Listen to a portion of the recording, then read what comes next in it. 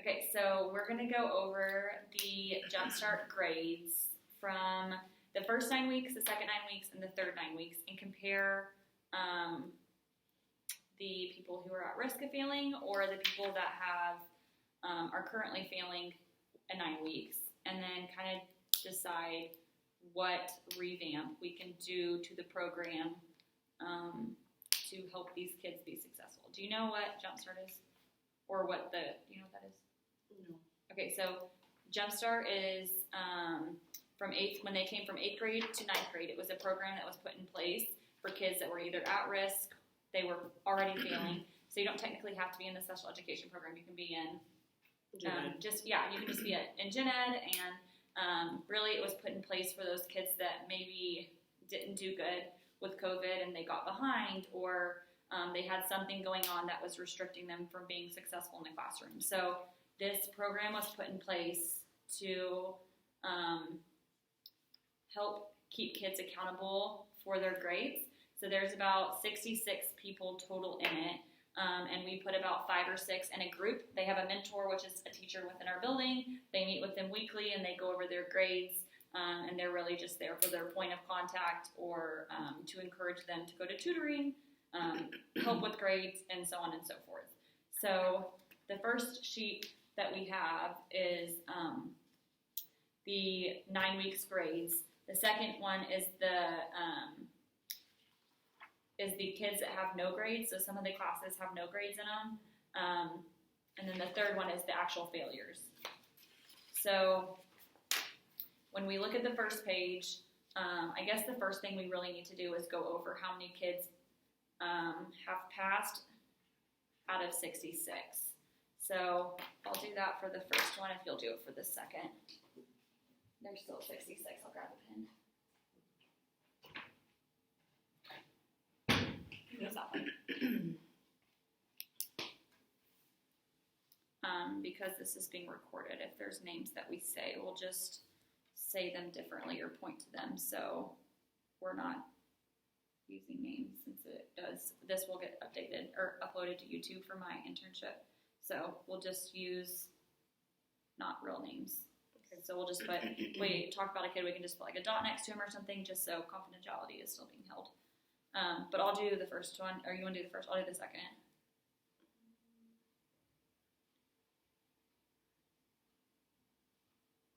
So if they had any red, then they failed, right? Yeah.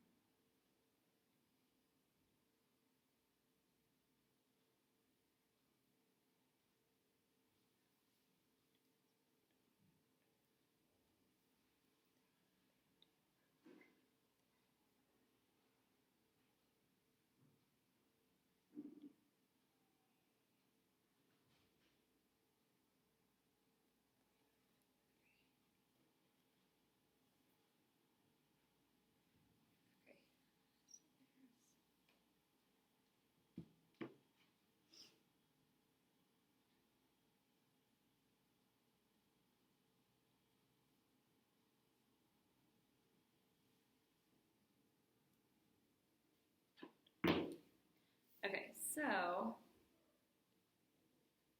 looking at this, the first set you put 35 passed, so there was about a 31% that failed, a 35% that passed. For the second 9 weeks, there was 22% that passed, 44% that failed. I think the second 9 weeks was when we had our rise in COVID cases, and I feel like maybe that had a big part to do with why we're seeing a lot of failures and no grades. Because they were shut down too. We got shut down. Oh, that's right. Yeah, forgot we got shut down too. So I think that's why we saw a decrease, because then when we come back to this third 9 weeks after Christmas break, we only had 45% that were passing and only 21% that were failing. And the failing, it looks like it was pretty stagnant across the board as far as the kids that were failing. They were also failing that from the prior. Yeah, but if you look at it, some of it like went from 41 to 31%, but then it went up to 61. So it looks like they're doing something in the classroom or with their mentors to attempt to get their grade up in some sort. I guess going forward when we look at it, making sure maybe we start requiring, the kids that aren't passing their classes to require some sort of tutoring. Either that be with their mentor, or we could do like a tutoring log where they have to complete, if they have a 60 to 70, they have two tutoring sessions they have to attend. Anything below, they have 3 a week. And then we have the teachers sign off their grade, sign off that they attended, and then they turn those in every Friday maybe to their mentors. The other thing we could do is just maybe have some sort of incentive that mentor teachers are giving. So if you go to the third page, it kind of goes in depth of what kids are failing with. And some of them are right on the verge of like the 66. Brandon, he was barely passing algebra with a 72. And it looks like he got all of his grades up for the third 9 weeks. But for instance, this kid right here, she had a 21 in geometry honors. So I'm assuming that maybe she got out of that for this 9 weeks, or she was able to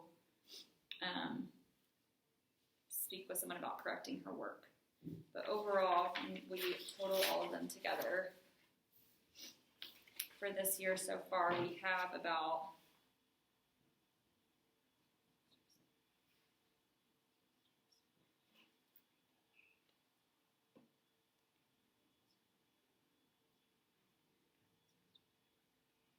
48% that are failing of the total number. So I think the tutoring logs might help a lot. And then we can get with department chairs for math and bio, because it looks like a majority of the kids are failing some kind of science class in math. And talk to them about ways we can help these kids succeed, especially the ones that we're seeing a pretty constant low average in those classes. Sound good? What are your thoughts? No, that sounds really good to me. Perfect. Okay.